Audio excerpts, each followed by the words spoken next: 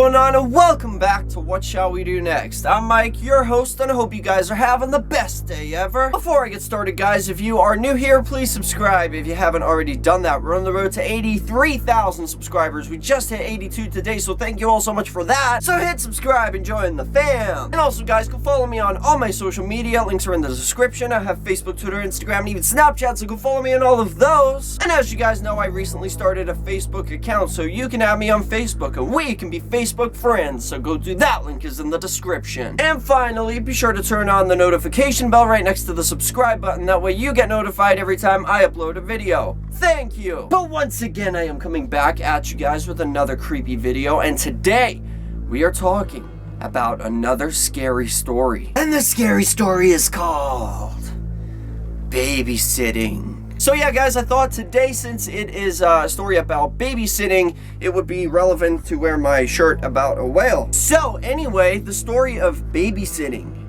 is a short, scary story, which is actually pretty long, about a teenage girl who responds to an ad looking for a live-in nanny. She needs the money, but when she meets the children she is supposed to babysit, they seem a little strange. But enough of the jibber jabber, let's get right over to the story.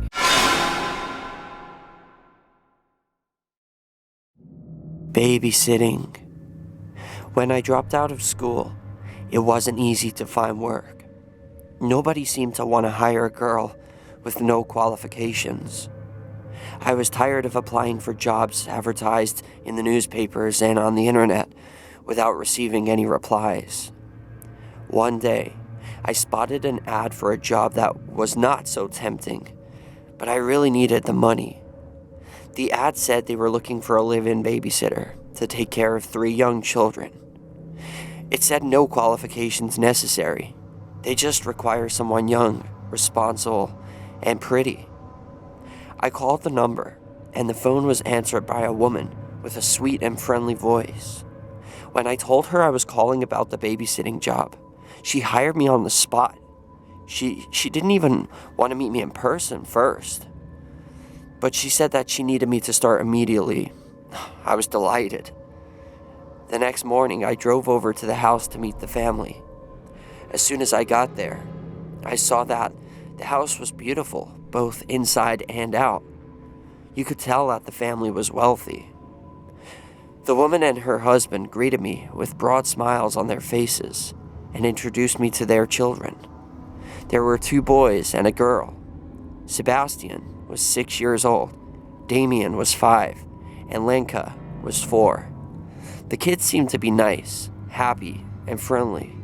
They were always polite, never fought with each other, and never made a mess. All they did was just play alone or read a book. The parents announced that they were going out to dinner and wouldn't be home until late that night. They told me that the children had already been fed, so all I had to do was get them ready for bed. The mother gave me a phone number and told me to call her if there was an emergency. The father told me to make myself at home, and if I was hungry, he said I could take whatever I wanted from the fridge. After the parents left, the children sat down on the sofa to watch TV. They were very quiet and barely said a word. During a commercial, I was feeling a bit hungry, so I went into the kitchen to make myself a snack. As I was rummaging around in the refrigerator, I couldn't help but notice 2 large jars that were stuffed in the back of the fridge. Both of them were wrapped in a plain brown paper and had a rubber band sealing the rim. I wondered what on earth could be in them. My curiosity got the better of me, so I took out one of the jars and peeled back the brown paper wrapped around it and took a little peek. It was full of long strips of fatty meat floating in a murky red liquid. I couldn't tell what kind of meat it was, but it didn't look like pork or beef. Just as I was about to put the jar back where I found it, I heard a noise behind me. It startled me so much that I banged my head on the shelf above me. When I turned around, Sebastian was standing in the doorway, staring at me. "Put that back," he said. "That's not for you." The look in his eyes and the tone of his voice sent chills down my spine. I'm sorry," I muttered. "I was just looking for something to eat." Sebastian didn't reply. He just stood there, staring at me. I placed the jar back in the fridge and shut the door. Sebastian turned around and went back into the living room. I had lost my appetite, so I went and joined the children in the living room, watching cartoons. I was trying not to let my imagination get the better of me. When the cartoons finished and the news came on, there was a story about a teenage girl who had gone missing. The police found her decomposing head in a dumpster. They said they had no idea what happened to the rest of her. I was afraid the grisly news story would upset the children, so I changed the channel and told them it was time for bed. The kids didn't complain. They just walked up the stairs in single file and went straight to their bedroom. I put them in their pajamas, and I got them ready for bed. Then I took them in, kissed them all goodnight, and switched out the lights. When I went back downstairs, I was bored and had absolutely nothing to do, so I decided to watch a movie. I looked through the family's DVD collection, but all they had were cartoons and Disney movies. I wasn't in the mood for any more kid stuff. On the bottom shelf, I spotted some old VHS tapes. One of them had a strange title. It was M Girls. This seemed rather curious, so I decided to take a look at it. I put the videotape in the VCR and pressed play. Then I sat down on the sofa and made myself comfortable while the video started. The first thing I noticed, that it was a home video. The family must have recorded it themselves. The parents and the children were all laughing and playing. It looked like they were having a lot of fun. I was about to turn it off when I happened to notice someone else in the video. It was a girl who looked like she was in her late teens. It seemed like she was the previous babysitter. She looked very familiar. It seemed like I recognized her from somewhere. Perhaps she went to my school. Then it finally hit me. Oh my God, I thought. It was the missing girl from the news report. My hands were shaking. My whole body was trembling. I just wanted to get out of there as fast as possible. I jumped out of my seat, ejected the video, and put it back in its case. Then I remembered the jars in the refrigerator. I had to see what was in those jars. With a shudder, I went back into the kitchen and opened the fridge. Maybe I'm just overreacting, I thought. I reached in and took out the second jar, peeling back the brown paper wrapper. I could see long, pale hunks of meat and strips of fat floating in the red liquid.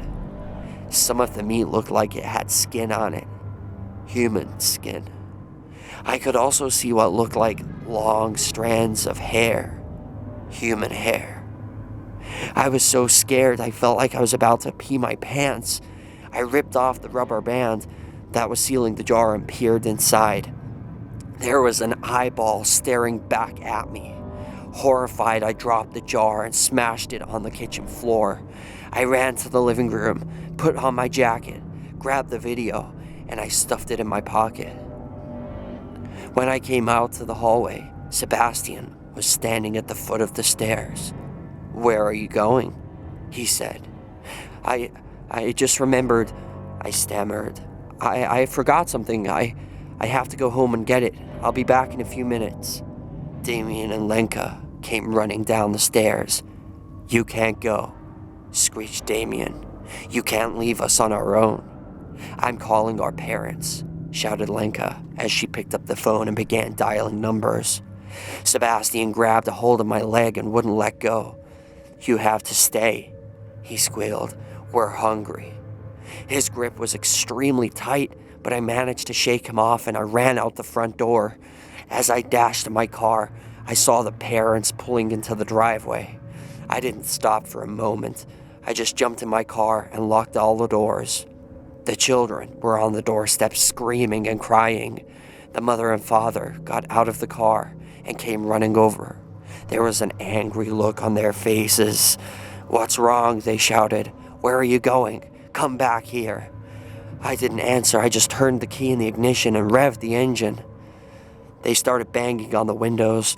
I floored the accelerator and tore out of there like a bat out of hell and never looked back. I didn't stop until I came to the police station. I told the police officers everything I knew and handed over the video as evidence.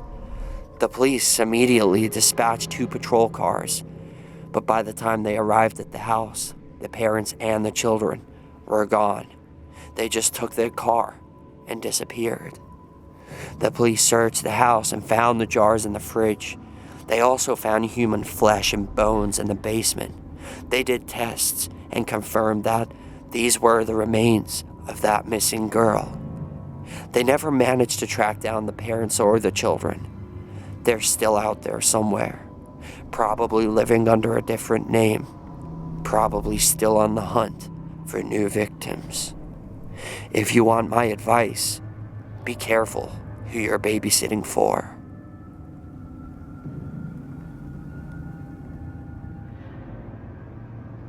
And that is the end of that. So I hope you guys enjoyed this really creepy story. If you are a babysitter out there, be very careful. Make sure that you check with these people. Make sure you go there and meet them before you agree to do an overnight stay.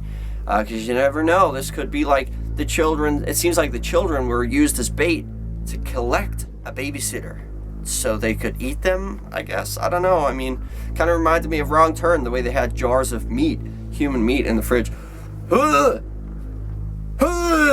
I'm okay. But my question to all of you for question of the day is, what would you do if you were in that situation? What would you do if you took a job babysitting and then you found out that these people were crazy? Let me know in the comment section. That is question of the day. But thank you guys so much for watching. I hope you enjoyed this video. If you did, please slap a like on it. Let's see if we can go for 85 billion likes on this video. I would really appreciate that. And if you guys didn't see my previous video, be sure to check it out when the outro comes on. You can click it right about here. And if you want to watch another random video, you can click this side and it will do that too. But remember, the most important thing of all, guys, chase your dreams. I love you all. Don't let anybody bring you down. And I'll see you guys back here tomorrow for another video. Peace out.